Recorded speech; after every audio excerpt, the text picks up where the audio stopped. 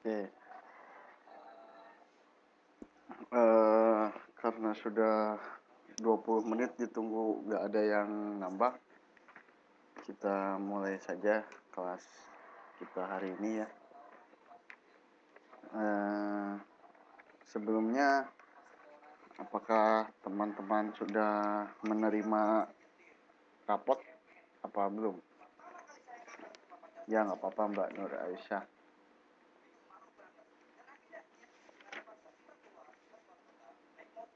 Sudah. Kalau begitu berarti sudah lihat nilainya kan ya?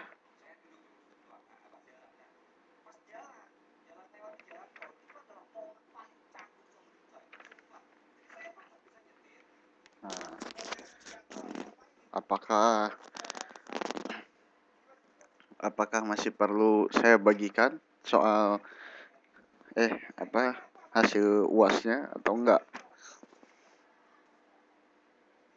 Soalnya kemarin karena kita atau saya di pepet waktu ya. Jadi waktunya waktunya ini apa namanya? Sangat sempit. Sangat sempit. Ya selamat malam Mbak Yeyen. Selesai kasih nilai saya harus langsung store ke yayasan ya. Nah, kalau misalkan emang masih dirasa perlu, nanti saja maaf, nanti saja saya inbox ya. Nanti saja saya inbox hasil ujiannya ya.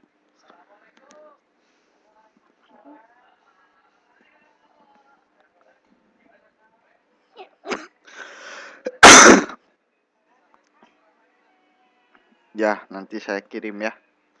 Sama kunci jawaban yang benarnya.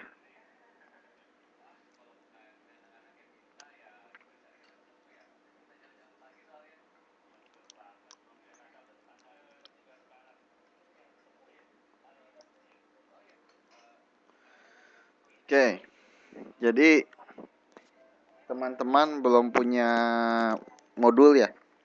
Udah dapat modul belum?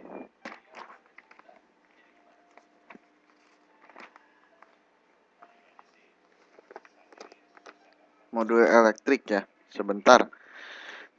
Coba saya cek dulu sebentar.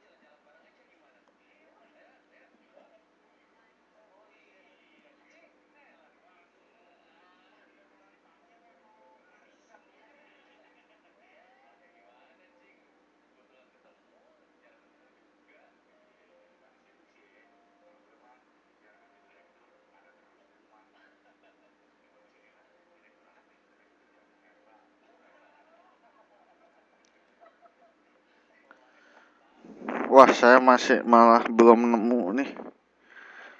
eh Modulnya ya, yang ada di elektronik, ada di Facebook atau gimana?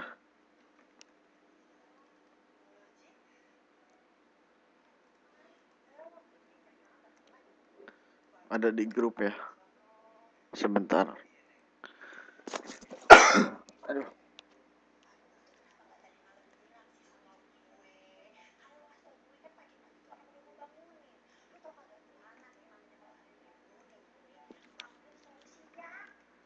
Oke, baru ketemu. Tunggu dulu ya.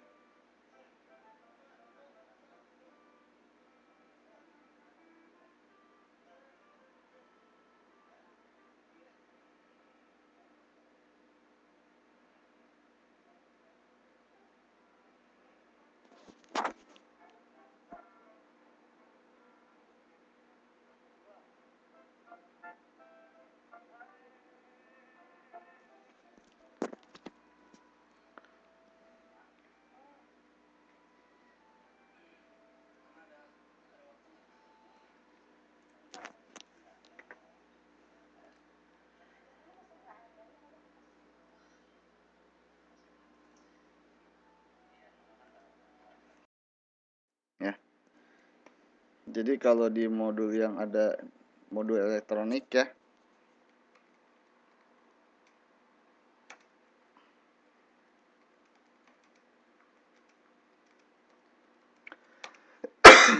oke, ya sudah direkam. Jadi ada di halaman 16. Sementara kalau yang bisa sambil lihat modul boleh, tapi kalau yang nggak bisa nggak usah khawatir, fokus aja di whiteboard ya. Nanti materi yang saya berikan juga akan saya upload, saya share ke teman-teman di grup ya, seperti biasa. Oke, jadi ciri-ciri makhluk hidup ya.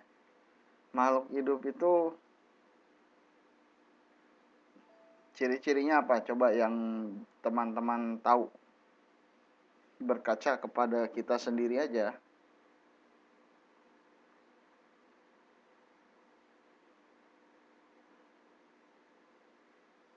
Oke, satu, bernafas. Manusia, ya, manusia kan salah satu makhluk hidup.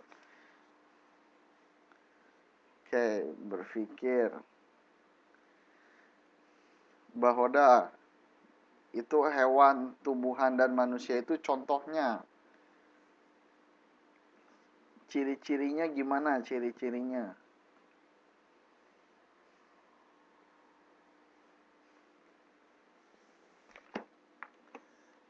Baik, saya mau tanya. Berbicara. Apakah berbicara itu jadi ciri-ciri makhluk hidup bukan?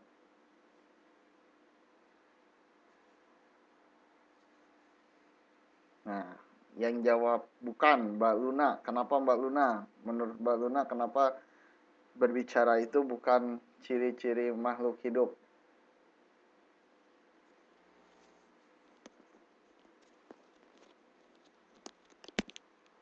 Mbak Luna nih tampil beda ini. Di saat teman-teman bilang iya,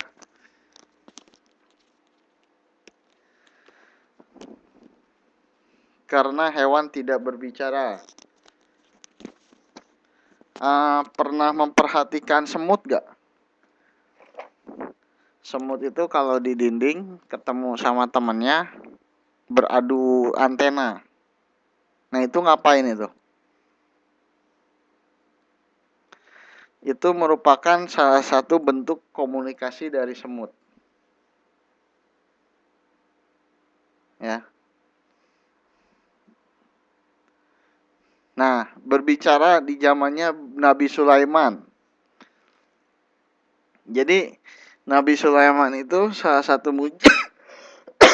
satu mujizat yang diberikan kepada Nabi Sulaiman adalah mengerti bahasa binatang. Ya. Nah, berarti itu membuktikan bahwa hewan juga berbicara. Ya. Hewan juga berkomunikasi.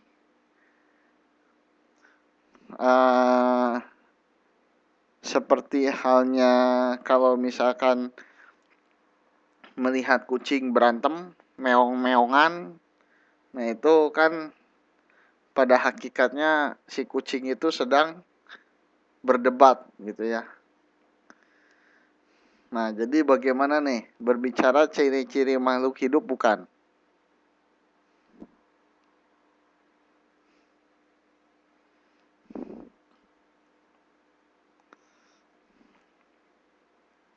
Apakah semua makhluk hidup bisa berbicara?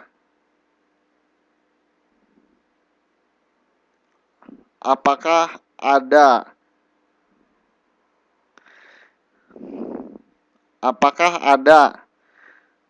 makhluk hidup yang tidak bisa berbicara?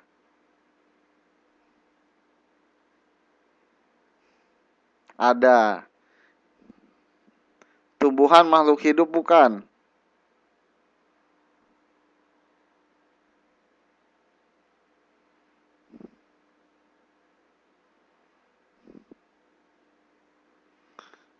Tumbuhan makhluk hidup. Wah, saya bersyukur sekali nih melihat kelas ini ada 10 orang yang hadir. Jadi semangatnya masih terlihat. Mudah-mudahan bisa dipertahankan terus ya. Gak apa-apa. Jadi dari 14 hadir 10 itu bagus ya. Artinya lebih dari setengahnya bisa masuk gitu ya. Ya mudah-mudahan bisa terus dipertahankan bahkan ditingkatkan gitu ya. Terus sampai lulus ya. Ini kan udah masuk semester kedua ya. Oke, kita kembali lagi ke topik ya. Jadi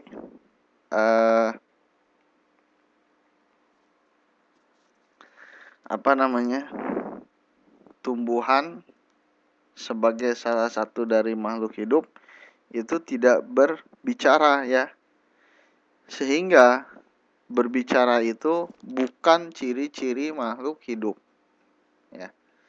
Jadi kalau kita berbicara ciri-ciri makhluk hidup, itu artinya semua makhluk hidup bisa melakukan hal tersebut ya.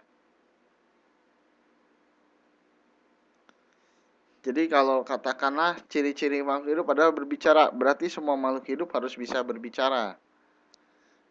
Nah ini kan tumbuhan gak bisa berbicara ya. Jadi berbicara bukan ciri-ciri makhluk hidup. Nah ciri-ciri makhluk hidup yang pertama apa? Bernafas. Nah, jadi bernafas ya. Bernafas itu semua makhluk hidup pasti bernafas. Setuju tidak?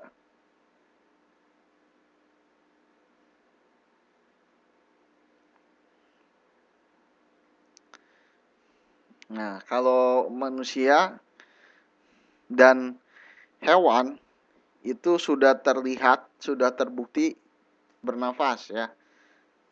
Karena kelihatan kembang kempisnya gitu kan ya. Nah, kalau tumbuhan, apa buktinya tumbuhan bernafas? Apa buktinya tumbuhan bernafas? Ada yang tahu nggak?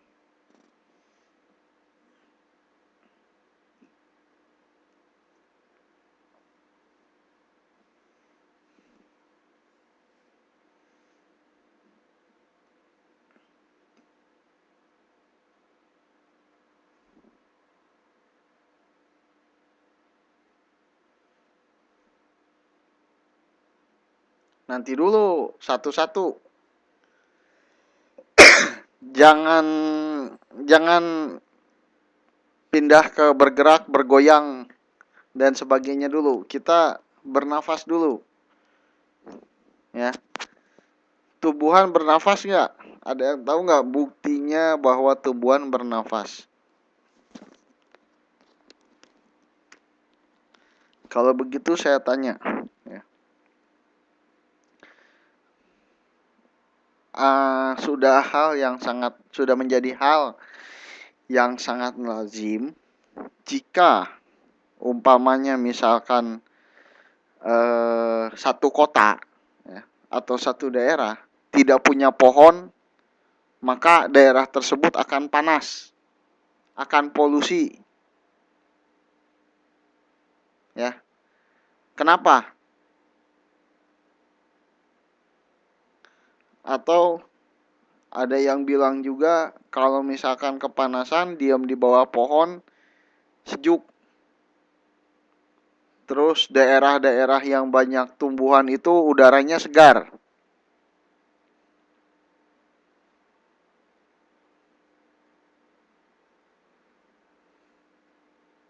Nah itu kenapa itu? Ada yang tahu nggak? Ada yang bisa menjelaskan nggak secara ilmiah?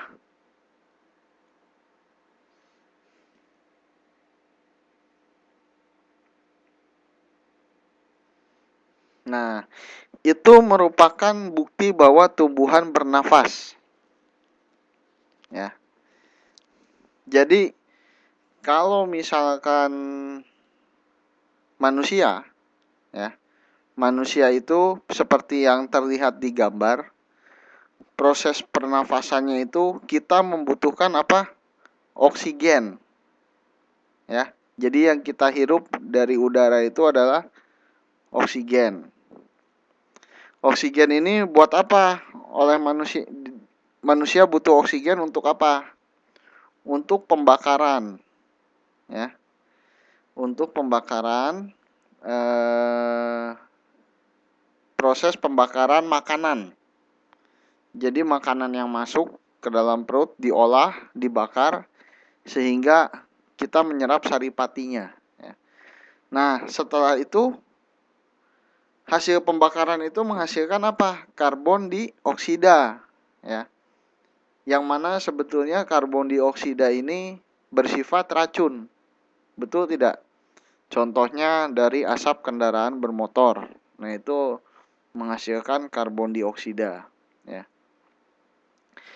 Nah, kalau kita hirup, ya pasti yang pertama bau, gak enak, ya.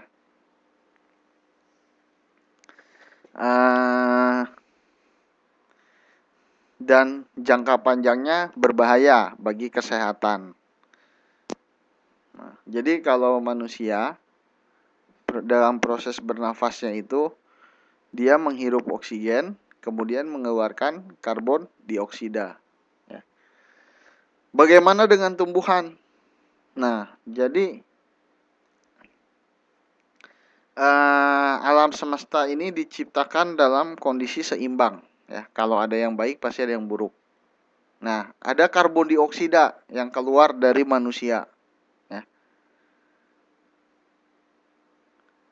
Oleh karena itu ada tumbuhan. Nah, tumbuhan ini justru sebaliknya. Tumbuhan dalam proses pernafasannya dia membutuhkan karbon dioksida yang mana sebetulnya bersifat racun untuk manusia, ya. Jadi karbon dioksida itu diserap, kemudian hasilnya apa? Hasilnya oksigen, ya. Nah, itulah kenapa kalau misalkan lagi panas terik, kemudian tempat berpolusi itu harus ditanami tumbuhan. Nah, karena untuk menyerap karbon dioksida, ya. Loh, kok tumbuhan malah butuh karbon dioksida untuk apa, Pak? Nah, tumbuhan ini juga kan makan, ya.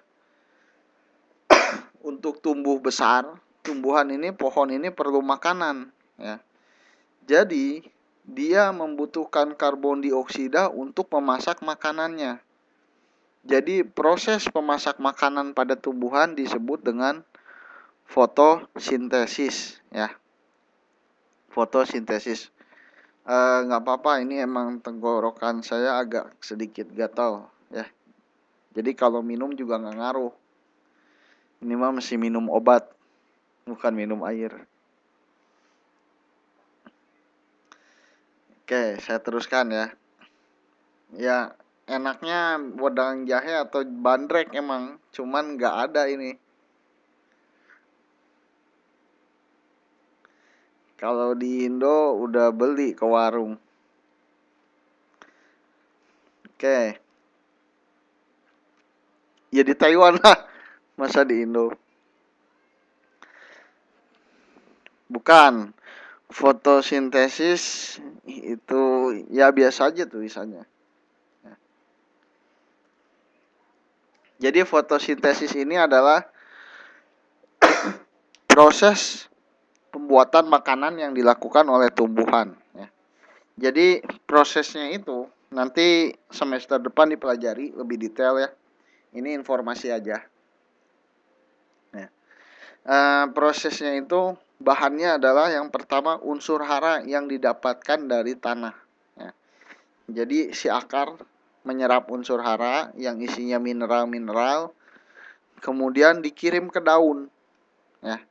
Nah, daun itu punya apa? Klorofil, ya. Klorofil itu yang menyebabkan daun berwarna hijau, ya. Unsur hara itu zat yang dibutuhkan oleh tumbuhan, ya. Zatnya macam-macam, ya sifatnya mineral, ya. Nah, dari tanah, ya betul. Nah, ketemu dengan klorofil di daun, kemudian dimasak dengan bantuan apa? Dengan bantuan cahaya matahari. Oleh karena itu, kalau misalkan boleh dicoba, ya, boleh dicoba.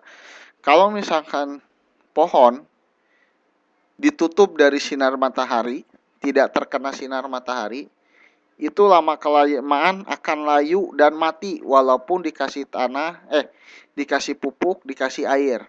Ya, ya selamat malam Mbak Esa. Jadi misalkan punya pot kecil gitu ya, pot kecil ada pohon apa, umpamanya pohon mau bikin pohon mangga gitu ya. Nah dipupuk, diairin, tapi ditaruh di dalam kamar. Nah itu tumbuhannya nggak akan tumbuh. Kenapa? Karena tidak mendapatkan sinar matahari. Dia nggak bisa masak, nggak bisa bikin makanan. Ya, akhirnya mati. Ya. Nah, jadi dia membutuhkan sinar matahari dan juga karbon dioksida untuk membuat makanan. Hasilnya, hasilnya apa? Ya hasilnya yang pertama makanan itu sendiri dan yang kedua oksigen. Ya, oksigen. Jadi untuk menangkal polusi, solusi yang paling alami itu adalah menanam pohon sebanyak-banyaknya supaya polusi dari kendaraan bermotor itu, karbon dioksida itu diserap dengan oleh tumbuhan dan diganti dengan oksigen, ya. Jadi itu adalah bukti bahwa tumbuhan bernafas, ya. Jadi bernafas itu adalah ciri makhluk hidup. Kenapa? Karena semua makhluk hidup, baik manusia, hewan, dan tumbuhan, semuanya bernafas. Kalau misalkan tidak bernafas, akhirnya apa? Mati juga, ya. Oke. Baik, saya lanjutkan. Itu ciri yang pertama, ya. Ciri yang kedua. Nah, ini ilustrasi eh ilustrasi dari proses pernafasan tumbuhan, ya. Jadi seperti yang tadi saya jelaskan, bisa dilihat di sini ada karbon dioksida, ya. Nah, ini yang garis merah ini karbon dioksida diserap oleh tumbuhan kemudian menghasilkan oksigen, ya.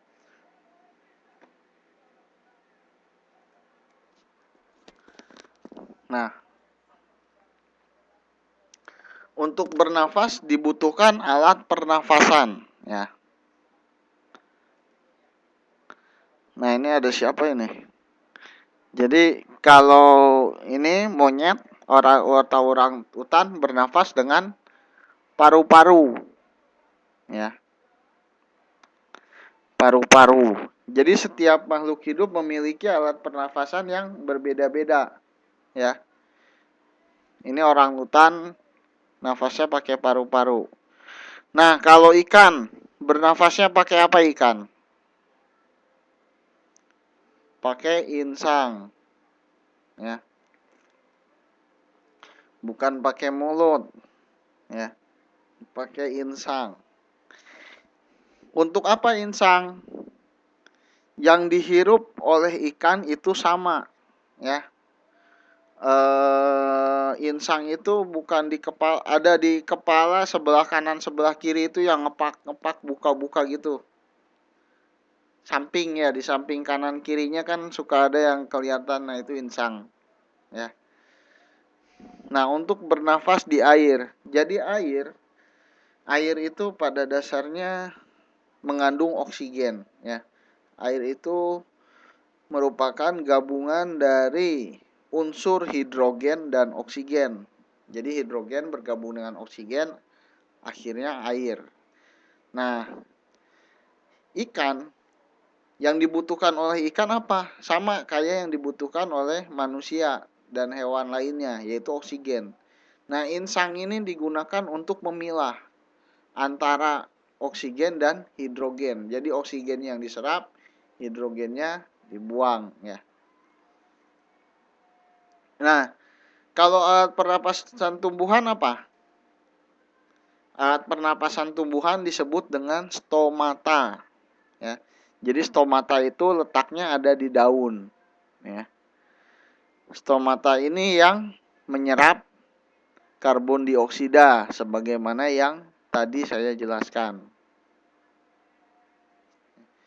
Jadi setiap makhluk hidup memiliki alat pernafasan yang berbeda-beda ya. Nah, ciri yang kedua adalah bergerak ya.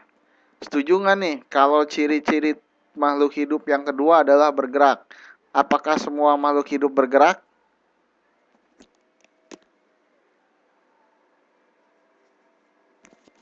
Tidak. Ada nggak makhluk hidup yang tidak bergerak?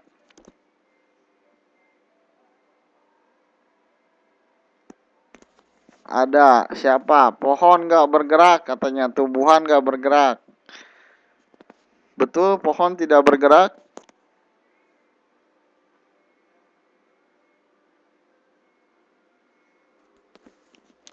Pohon bergerak kalau kena angin. Gerak yang dimaksud di sini adalah gerak yang dikehendaki ya. Bukan gerak karena unsur-unsur lainnya seperti ketiup angin atau dan yang lain-lainnya gitu ya. Bergerak nggak tumbuhan?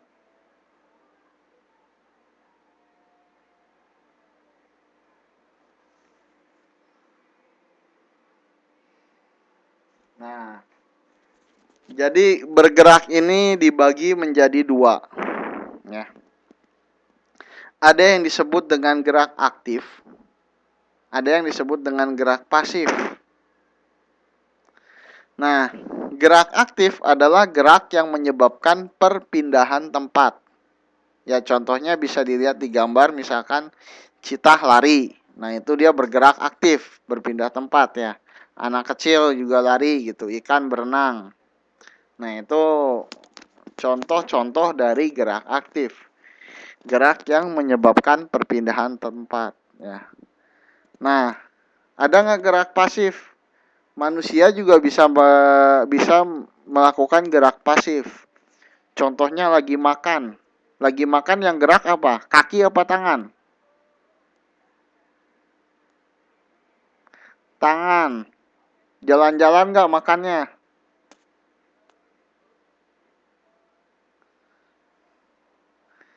Yang makan sambil jalan mah kuda.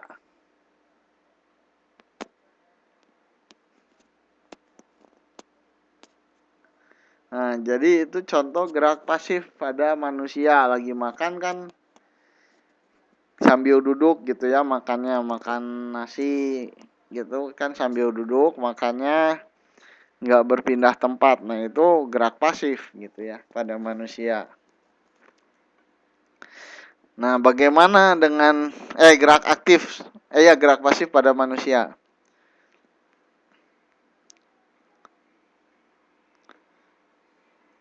Wah, lambat ini.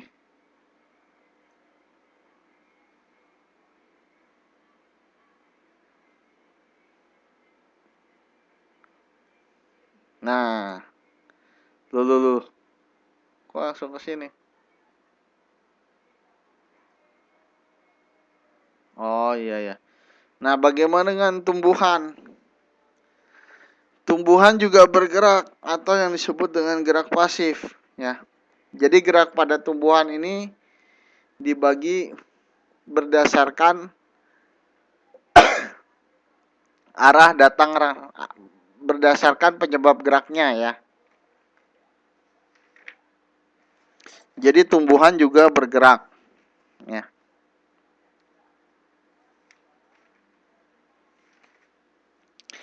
Gerak pada tumbuhan yang pertama disebut dengan gerak nasti ya.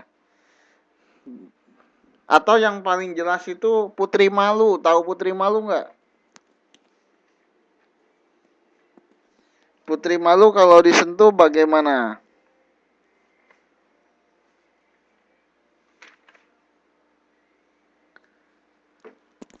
Kalau disentuh dia menutup ya, malu dia soalnya nggak mau dipegang-pegang ya. Jadi nah itu contoh gerak pada tumbuhan.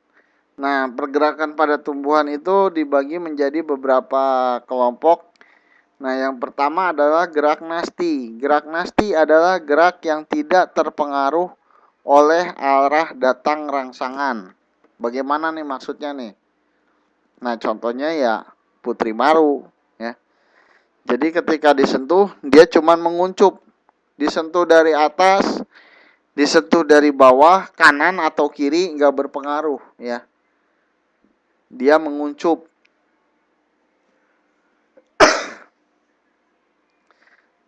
Nah, supaya terlihat perbedaannya kita lihat gerak yang berikutnya adalah gerak tropisme. Nah, gerak tropisme ini gerak bagian tumbuhan yang dipengaruhi oleh datang rangsangan. Contohnya apa? Nah, contohnya ini bisa dipraktekkan. Misalkan taruh sebuah pot ya di dekat jendela ya. Nah, jendelanya ini mesti diatur, tumbuhannya itu posisinya mesti diatur. Misalkan tidak terkena sinar matahari langsung gitu, matahari. Jadi posisinya ada di bayangan. Nah, itu tumbuhan lama kelamaan akan tumbuh atau jadi condong ke arah datangnya cahaya. Ya. Kenapa? Ya tadi, karena tumbuhan membutuhkan cahaya untuk melakukan fotosintesis. Ya. Nah, ini adalah merupakan contoh dari gerak tropisme, berbeda dengan gerak nasti yang tadi, ya. Jadi dia bergerak kenapa? Karena adanya rangsangan, ya. Adanya rangsangan yaitu dalam hal ini adalah cahaya, ya.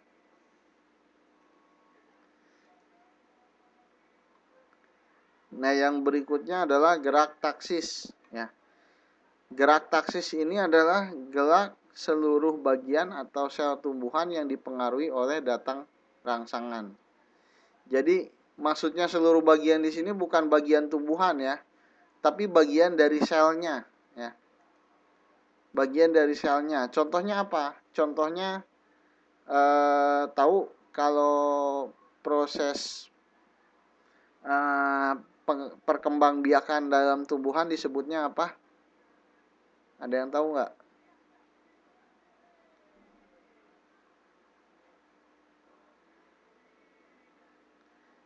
Disebutnya proses penyerbukan ya. Proses penyerbukan ini terjadi yaitu ketika jatuhnya kepala putik ke benang sari ya. Kepala putik ini di tumbuhan ini yaitu alat kelamin jantannya, benang sari alat kelamin betinanya gitu ya. Jadi jatuh dari si kepala putik ini jatuh ke benang sari. Nah, kemudian ada pergerakan dari endospermnya ketemu sama zigot supaya terjadi pembuahan. Nah, pergerakan si endosperm ke arah zigot ini merupakan salah satu contoh gerak taksis ya. Salah satu contoh gerak taksis. Jadi seluruh bagian sel itu bergerak ke arah zigot ya, supaya supaya terjadi proses pembuahan. Nah, ini betul. Jadi ini pelajaran SD ya. Pelajaran SD ya. Nah, ciri makhluk hidup yang ketiga apa? Makan ya. Siapa yang nggak suka makan? Jadi semua makhluk hidup pasti membutuhkan makanan ya. Nah, tujuannya, wah itu aneh ini, ada yang nggak suka makan. Kacau itu. Kalau yang nggak suka makan pasti betah di Taiwan ya. Kalau yang suka makan nggak akan betah lama-lama di Taiwan.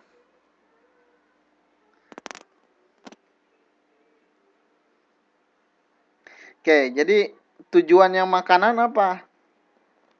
Makanan dibutuhkan makhluk hidup untuk apa? Untuk berkembang ya. Jadi untuk berkembang dia harus memenuhi kebutuhan zat-zat yang dibutuhkan oleh tubuh ya. Nah, setiap zat ini memiliki fungsi tertentu ya. Contoh, supaya kita memiliki tenaga butuh apa coba? Butuh zat apa?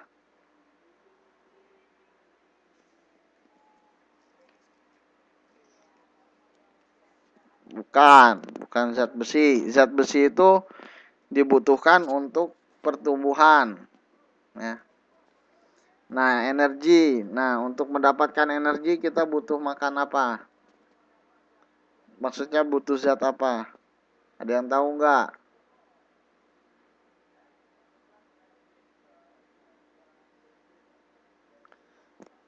Nah, oke, kita lihat.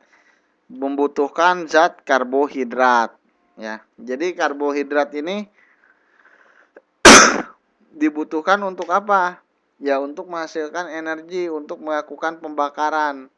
Nah, sumber karbohidrat ini macam-macam. Yang paling sering kita gunakan adalah nasi ya. Tapi sebenarnya ada jagung, ada roti, kentang ya, gandum. Nah, kemudian yang kedua lemak. Apa nih fungsi lemak? Buat bikin gendut. Itu fungsi efek samping yang tidak diinginkan sebetulnya ya. Tapi lemak ini mempunyai fungsi. Ada yang tahu nggak?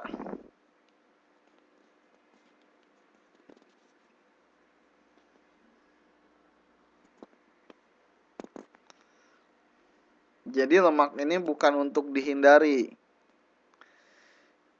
Justru lemak ini dibutuhkan untuk apa? Coba, ada yang tahu nggak?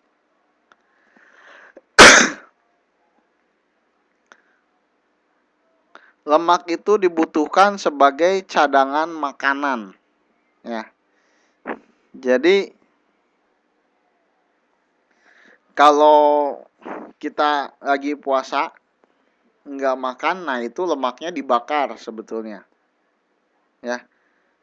Untuk memenuhi asupan gizi yang dibutuhkan tubuh. Ya. Tapi saya lagi nggak promosi TNC ini ya. Nanti di ujungnya saya nggak nawarin MLM, tenang aja.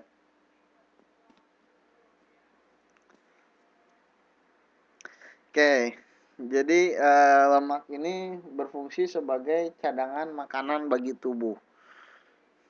Berdasarkan asalnya, ya, lemak ini dibagi menjadi dibagi menjadi dua, ada lemak hewani dan ada lemak nabati. Lemak hewani adalah lemak yang dihasilkan dari hewan seperti daging, telur, ya.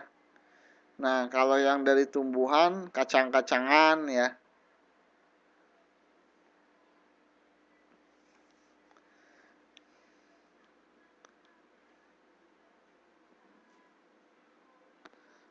Nah, kemudian yang dibutuhkan tubuh lagi apa? Protein. Untuk apa coba protein fungsinya?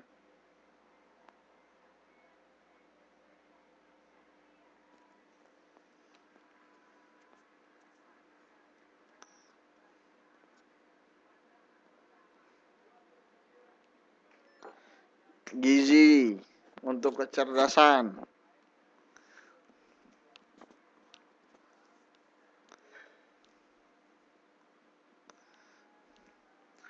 Protein ini berfungsi untuk mengganti sel-sel yang rusak.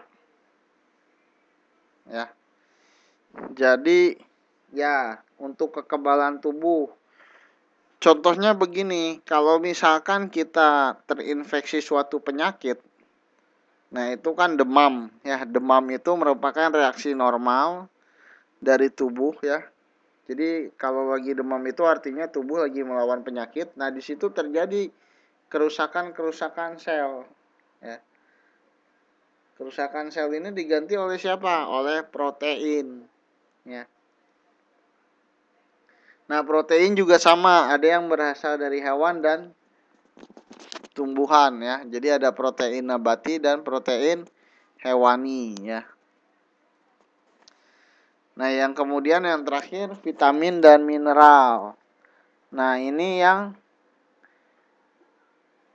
dibutuhkan untuk ketahanan tubuh juga ya, seperti vitamin C, vitamin A untuk mata, vitamin K untuk apa? Untuk kulit. Ya. Nah, ini zat-zat yang dibutuhkan oleh makhluk hidup ya, khususnya manusia. Nah, sekarang bagaimana dengan tumbuhan? Ya.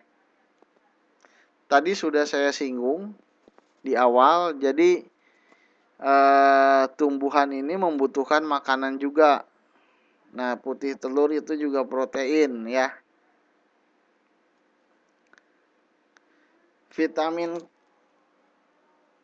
K itu vitamin yang dibutuhkan untuk membantu proses penyembuhan luka. Ya. Jadi kalau misalkan kita terluka, kan darahnya keluar. Nah, itu supaya cepat kering darahnya, supaya darahnya keluar terus, dibutuhkan vitamin K. Ya. Nah, sumbernya apa saja saya juga kurang hafal.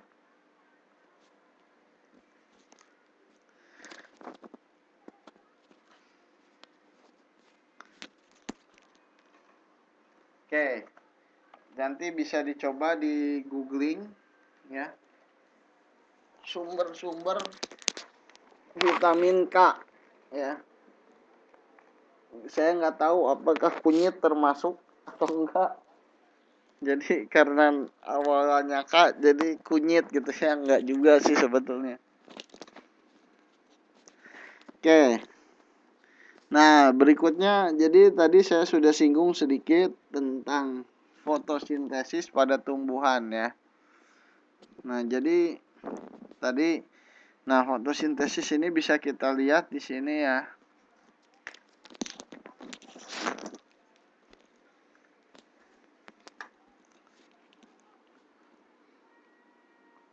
Jadi dia menyerap air dan mineral dari bawah tanah. Kemudian dibawa ke daun. Set, kan. Di daun ini menyerap apa? Karbon dioksida ya. Jadi di sini ada apa tadi? Stomata ya. Alat pernapasannya stomata.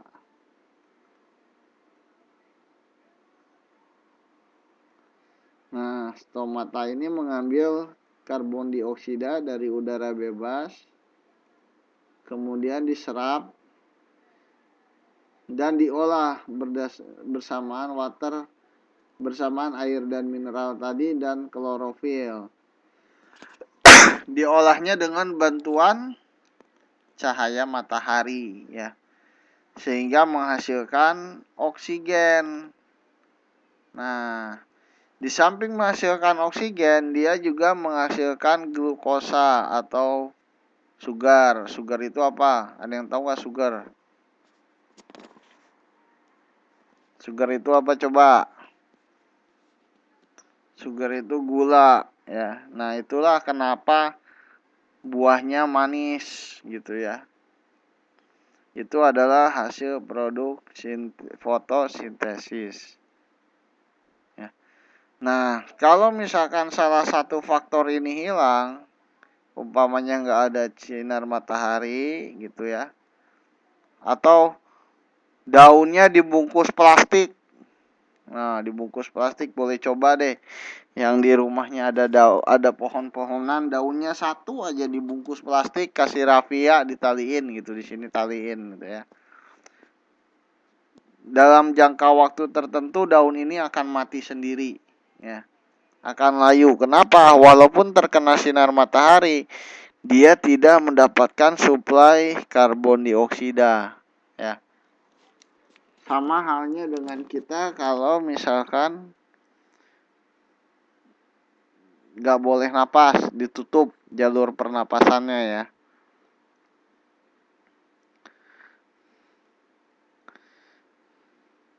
Oke, itu fotosintesis. Ada yang mau ditanyakan dulu sampai sini?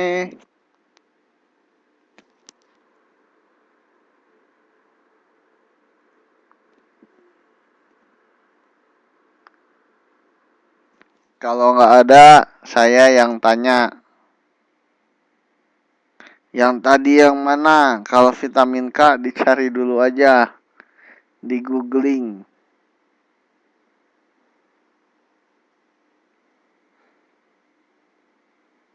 Yang tadi yang mana? Lupa saya nih.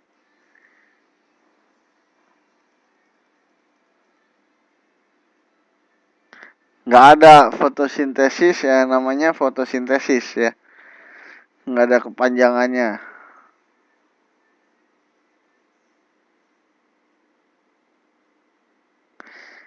Oke. Kalau gitu kita review dulu yang sudah saya jelaskan. Coba dipindahin dulu whiteboardnya. Vitamin dan mineral itu dibutuhkan untuk aktivitas tubuh ya. Aktivitas tubuh seperti berlari, berolahraga, kemudian dan juga tumbuh dan berkembang. Salah satu contoh mineral apa? Zat besi. Zat besi ini penting buat apa? Penting buat tulang ya. Supaya apa? Ya supaya tulangnya tidak keropos, supaya tulangnya kuat ya. Apa namanya? Nggak osteoporosis ya, nggak osteoporosis. Jadi macam-macam kalau vitamin dan mineral ini fungsinya. Kalau vitamin A untuk apa? Vitamin A untuk mata ya, biar nggak rabun. Ya. Jadi macam-macam. Ada lagi?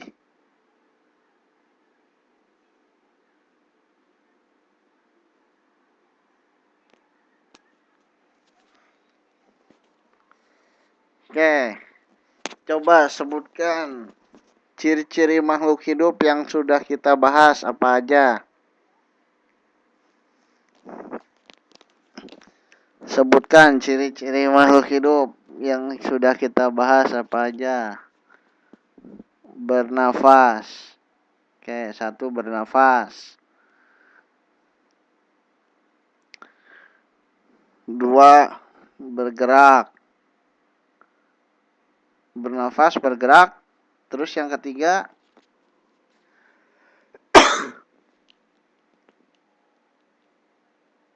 berbicara. Masih ada yang nyebutin berbicara nih.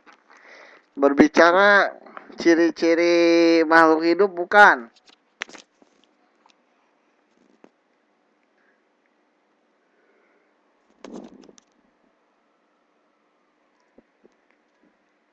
Bukan. Kenapa berbicara bukan ciri-ciri makhluk hidup?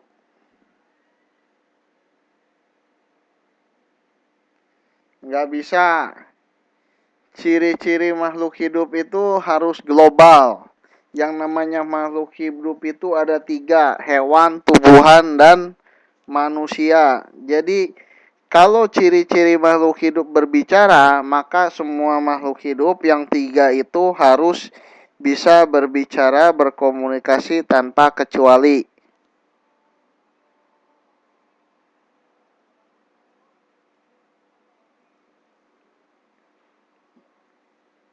Bisa dipahami?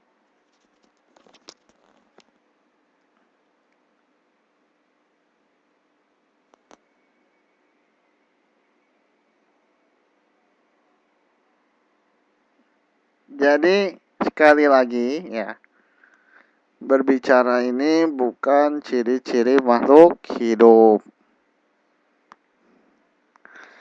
Berbicara, kenapa bukan ciri-ciri makhluk hidup? Ya karena tumbuhan nggak bisa berbicara.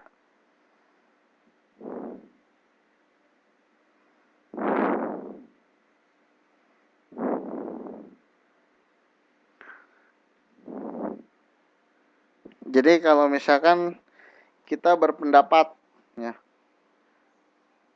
makhluk hidup itu bergerak, oke, kita evaluasi. Makhluk hidup itu siapa aja? Hewan, tumbuhan, manusia. Hewan bisa bergerak nggak? Bisa. Tumbuhan bisa bergerak nggak? Bisa. Manusia bisa bergerak nggak? Bisa. Nah, berarti bergerak itu ciri-ciri makhluk hidup. Kemudian kita berpendapat lagi, ya. Berpendapat lagi bahwa makhluk hidup itu bernafas. Nah, analisa lagi. Siapa aja makhluk hidup? Hewan. Hewan bernafas nggak? Bernafas.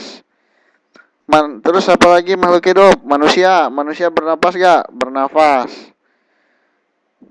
Terus apa lagi makhluk hidup? Tumbuhan. Tumbuhan bernafas nggak? Bernafas. Oh, berarti ciri-ciri makhluk hidup bernafas, betul. Terus saya berpendapat lagi bahwa bisa membaca adalah ciri-ciri makhluk hidup. Nah, bisa membaca adalah ciri-ciri makhluk hidup. Bisa membaca huruf Mandarin adalah ciri-ciri makhluk hidup, misalkan ya. Nah, analisa langsung. Orang, manusia bisa baca Mandarin nggak? Bisa. Oke. Terus tumbuhan bisa baca nggak? Nggak bisa. Hewan bisa baca nggak? Nggak bisa. Ya berarti bukan ciri-ciri makhluk hidup. Soalnya hewan sama tumbuhan nggak bisa baca. Ya. Ciri-ciri makhluk hidup saya berpendapat lagi. Bisa naik motor. Nah, analisa lagi. Hewan bisa naik motor nggak? Bisa kali ya kalau diajarin orang hutan. Tumbuhan bisa naik motor gak? Nggak bisa. Oh berarti bukan. Bukan ciri-ciri makhluk hidup. Ya, jadi berpikir analitis sesuai secara ilmiah gitu ya.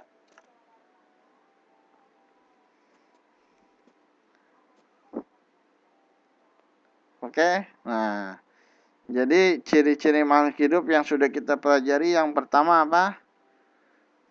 Bernafas. Yang kedua apa? Bergerak. Yang ketiga apa? Makan. Ya.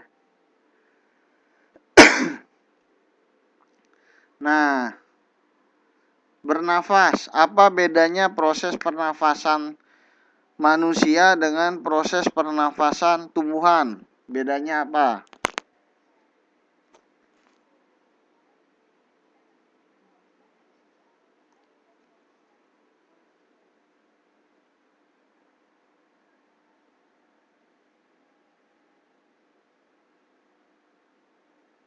Manusia pakai oksigen. Oke. Kalau tumbuhan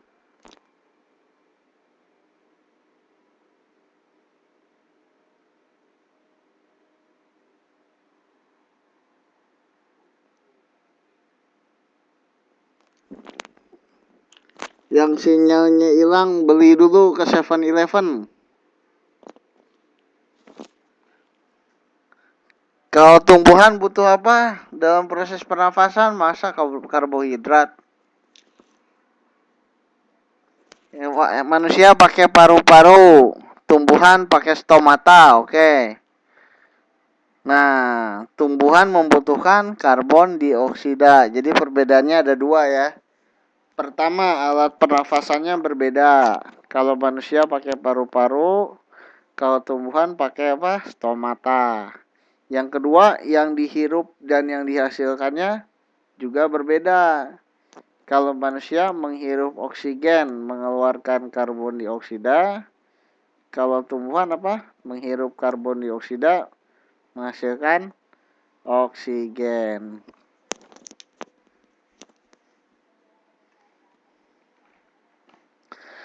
Oke.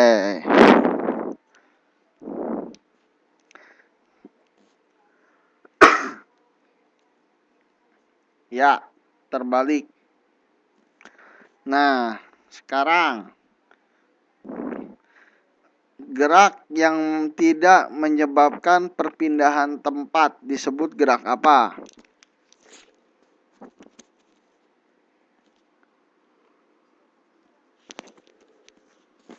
Gerak pasif. Nah, gerak pasif ini pada tumbuhan ada 3. Gerak apa aja?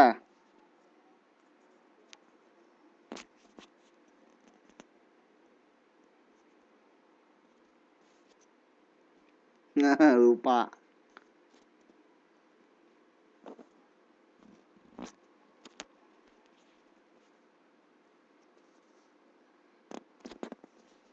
Ya, 1 Nasti. Nggak apa-apa. Diulang. Ini tujuannya diulang bukan buat dinilai, tapi buat mengingatkan ya. Yang 1 Nasti, kedua tropisme, dan taksis. Mantap. Ya. Gerak Nasti itu gerak apa? Gerak Nasti dipengaruhi rangsang apa tidak?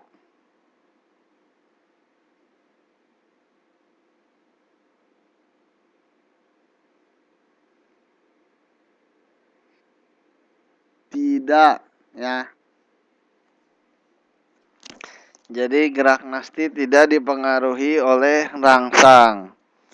Kalau gerak yang dipengaruhi oleh rangsang, gerak apa?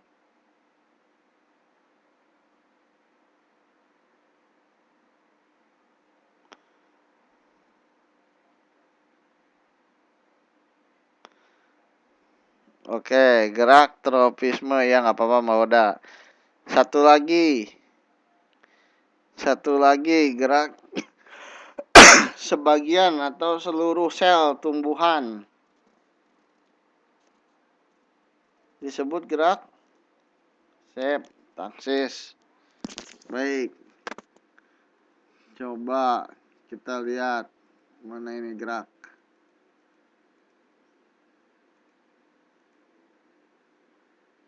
Nah, ini Nasti ya tadi ya, tidak terpengaruhi oleh datangnya rangsang. Contohnya putri malu. Nah, kalau gerak tropisme adalah gerak bagian tumbuhan yang dipengaruhi oleh datangnya rangsangan. Contohnya ketika tumbuhan mencari sumber cahaya ya. Dia mencodongkan badannya atau bagian tubuhnya ke arah datangnya cahaya ya.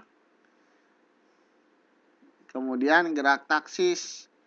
Nah, ini terjadi pada proses penyerbukan, yaitu jatuhnya kepala putik ke benang sari ya. Dan kemudian sel kelamin jantan yaitu sel endosperma bergerak ke arah zigot. Nah, itu pergerakan sel kelamin jantan menuju sel kelamin betina yang merupakan salah satu contoh gerak taksis ya.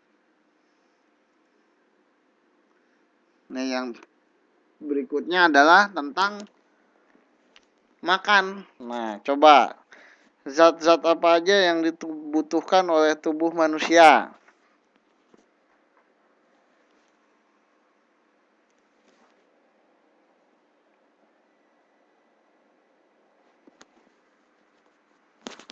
Oke, satu karbohidrat. Terus apa lagi? Lemak. Oke. Terus vitamin dan mineral. Satu lagi. Oke, lengkap udah. Protein. Karbohidrat fungsinya sebagai sumber energi, ya. Kalau lemak fungsinya sebagai apa? Lemak.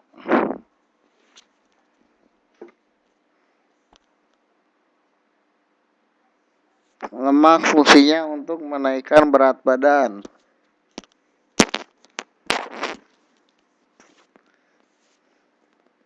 Cadangan makanan, ya. Kalau protein untuk apa protein?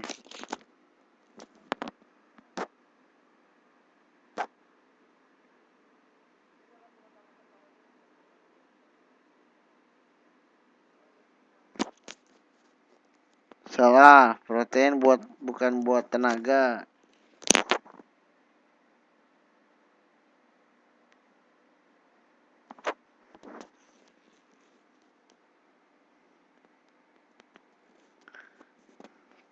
Protein untuk untuk mengganti sel-sel yang rusak, ya. Protein untuk mengganti sel-sel yang rusak.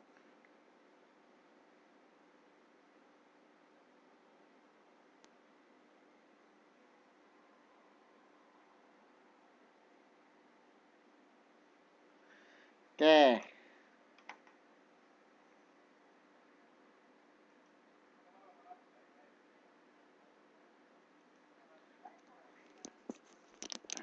Oh ya, baik, kita lanjutkan ke ciri-ciri berikutnya.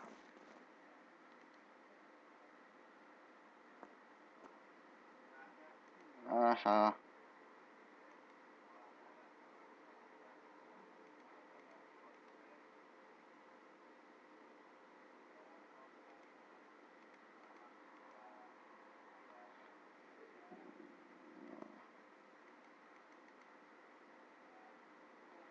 Oke, ciri-ciri makhluk hidup berikutnya adalah nanti, tenang.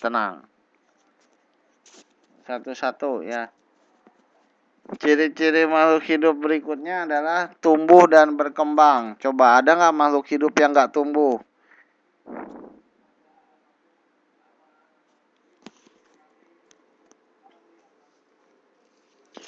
Nggak ada. Jadi semuanya tumbuh, ya, dan berkembang. Mau pohon, mau hewan, mau manusia, semuanya mengalami pertumbuhan dan perkembangan. Suaranya hilang, tes 1, 2, 3. Siapa yang nggak dengar suara saya?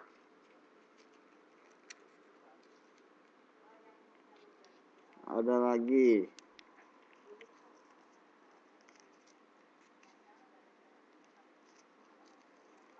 Oke. Nah, ini siapa nih? Ada bayi, ya. Nah, ini salah satu contoh. Wah, Mbak Hoda udah punya cucu berapa, Mbak Hoda? Alhamdulillah.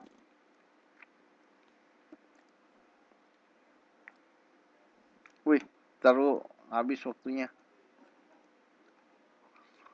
Oke. Nah, jadi ini pertamanya bayi, jadi balita, kemudian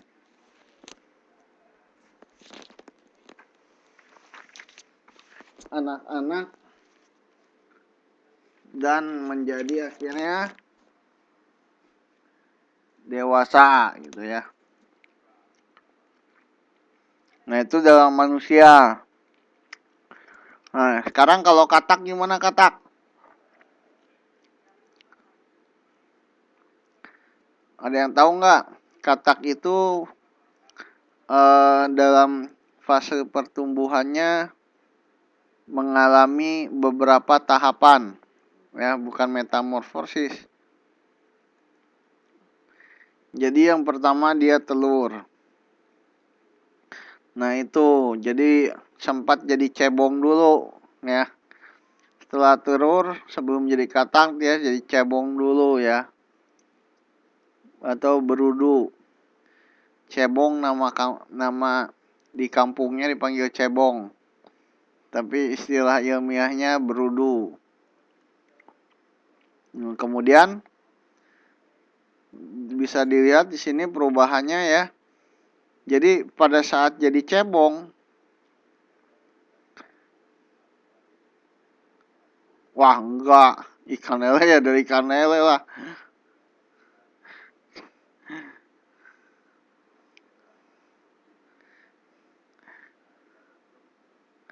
Nah, cebong dulu punya buntut. Nah, begitu jadi katak muda dilihat buntutnya makin kecil. Ya. Nah, cebong ini hidupnya di mana ini? Jadi telur jelas ini di air. Cebong di air juga ya. Ya maksudnya di sawah itu di air. Ya. Nah, katak yang ini mulai tumbuh, mulai ke darat ya. Jadi di sini dia mulai naik, bisa di darat ya. Jadi oleh karena itu katak disebut dengan hewan apa? Amfibi. Ih, saya mah nggak berani, jijik makanya juga.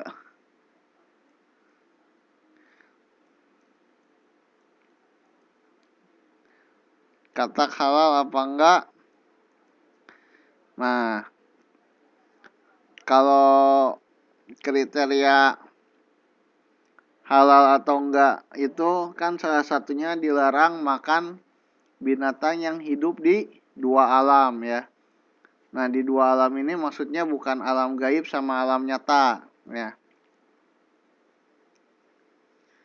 Jadi maksudnya dua alam di sini adalah ya ini contohnya ya. Darat dan air ya. Jadi artinya karena katak bisa makan bisa hidup di dua alam, maka artinya nggak boleh ya.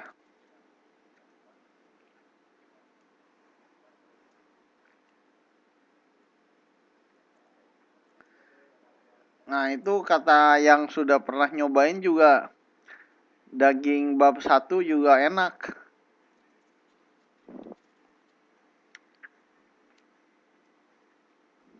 Daging bab satu juga enak kata yang udah pernah nyobain ya.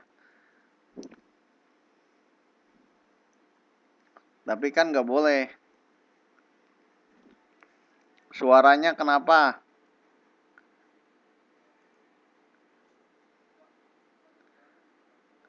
Suaranya ada yang hilang.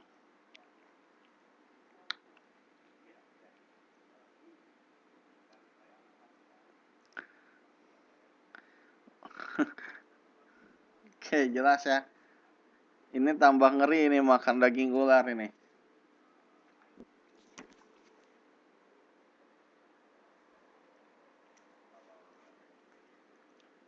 Ini ada murid baru ini ya.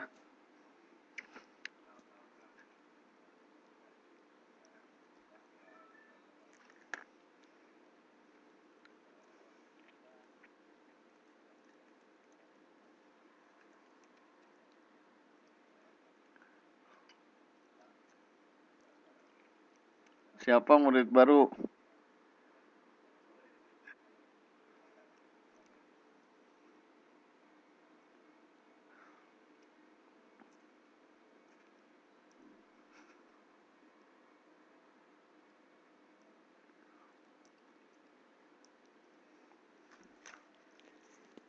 Nanti ketemu dengan Pak Sasongko ya.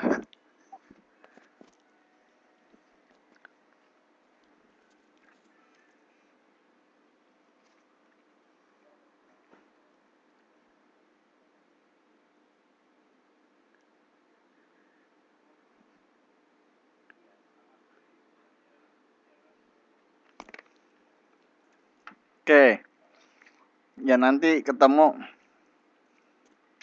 Tunggu saja tanggal mainnya. Oke, jadi iritabilitas ya. Ciri yang kelima adalah iritabilitas. Ya. Nah, iritabilitas ini tadi yang sudah bertanya ya, yaitu peka terhadap rangsangan. Nah, ini adalah akibat dari atau anugerah karena kita memiliki alat indera. Nah, semua makhluk hidup ini memiliki kepekaan terhadap rangsangan. Contohnya apa? Contohnya, kalau misalkan mata kita terkena sinar cahaya matahari, silau, efeknya apa? Atau misalkan mata kita ada debu masuk ke mata kita, ya. Nah, apa yang dilakukan oleh mata kita?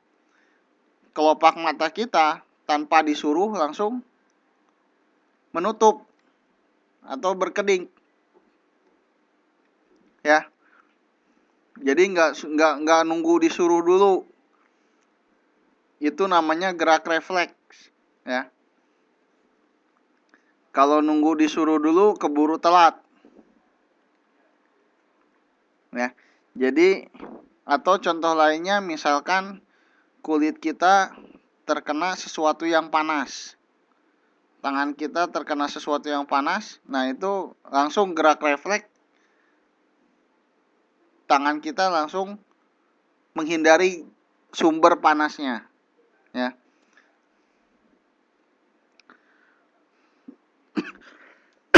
Seharusnya nanti ada gerak refleks itu ada dipelajari ya, tapi nggak tahu di bab mana. Nah, contoh lainnya peka terhadap rangsangan. Di sini ada putri malu ya. Kemudian ini ada kijang. Nah, kijang tahu dia mau dimakan cita. Kemudian dia lari, ya, menghindari pemangsa yang mengancam. Nah, ini salah satu contoh lain dari peka terhadap rangsangan, ya. Baik, jadi hari ini kita sudah membahas 5 ciri-ciri makhluk hidup. Masih ada 3 lagi, ya. 3 lagi akan dibahas di pertemuan yang akan datang. Jadi semester ini, ya, ternyata jatah pertemuan 1 jam pelajarannya cuma 30 menit. Jadi 3 jam pelajaran 90 menit. Cuman 1 jam setengah, ya. Oleh karena itu saya nggak tahu kenapa bisa berubah gitu ya. Belum sempat saya tanyakan. Tadi saya baru tahu menjelang ngajar, ya. Jadi artinya waktu kita sudah habis, ya.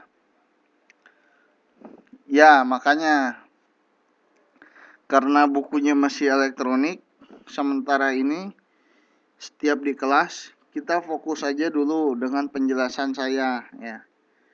Sebetulnya alangkah lebih baik kalau sebelum pertemuan teman-teman baca dulu buku elektroniknya gitu, ya. Barangkali ada yang mau ditanyakan, itu lebih bagus gitu. Tapi kalau enggak juga nggak apa-apa, ya. Nah, jadi ini yang kita bahas itu ya tadi udah saya sampaikan. Ada di halaman 16. Halaman 16, ya. Nah, ini ada di halaman 16. Kalau mau dilihat lagi nanti ya, silakan. Nah, selanjutnya masih meneruskan. Soalnya ini ciri-ciri makhluk hidup itu cuman pengantar. Nanti kita masuk ke klasifikasi makhluk hidup ya. Klasifikasi makhluk hidup, kalau ini kan ciri-ciri makhluk hidup secara umum ya. Jadi semua makhluk hidup mengalami bernafas, bisa bergerak, bisa tumbuh, bisa makan. Nah, nanti kita lihat lagi ciri-ciri makhluk hidup secara spesifik. Ada makhluk hidup yang bersel satu, ada yang makhluk hidup yang bersel banyak. Ada yang makhluk hidup yang bisa memasak makanan sendiri, seperti tumbuhan, dia menghasilkan makanan sendiri ya. Ada juga makhluk hidup membutuhkan makanan dari makhluk hidup lainnya, ya contohnya kita makan tumbuhan, makan hewan gitu. Nah, ini ada pengelompokannya gitu. Terus tadi alat pernafasan kan berbeda-beda. Nah, kenapa katak digolongkan kepada amfibi? Karena dia bisa bernafas atau hidup di dua alam. Nah, siapa aja hewan lain yang termasuk kelompok amfibi? Nah, itu nanti dijelaskan ya.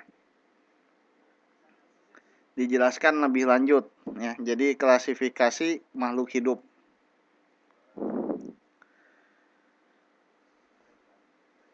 Ya, nanti sabar ya. Oke. Nah, jadi sampai sini dulu pertemuan kita hari ini. Kita jumpa lagi minggu depan, hari Selasa, masih jam 9 ya.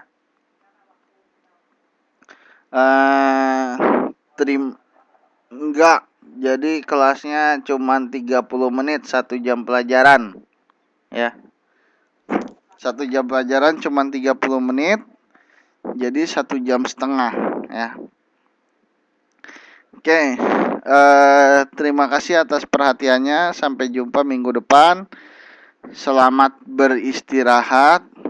Ya, selamanya begini kayaknya. Nanti saya tanya dulu Pariona dah. Ya.